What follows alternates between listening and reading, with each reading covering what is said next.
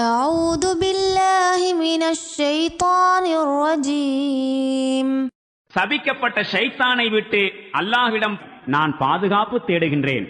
وإن لكم في الأنعام لعبرة نسقيكم مما في بطونه من بين فرس ودم لبنا خالصا سائغا للشاربين. மேலும் கால்நடைகளிலும் நிச்சயம் உங்களுக்கு ஒரு படிப்பினை உண்டு. சாணம், இரத்தம் ஆகியவற்றிற்கிடையே அவற்றின் வயிற்றிலிருந்து சுத்தமான பாலை உங்களுக்கு நாம் புகட்டுகின்றோம். அருந்துவோருக்கு அது இன்பமாயிருக்கின்றது.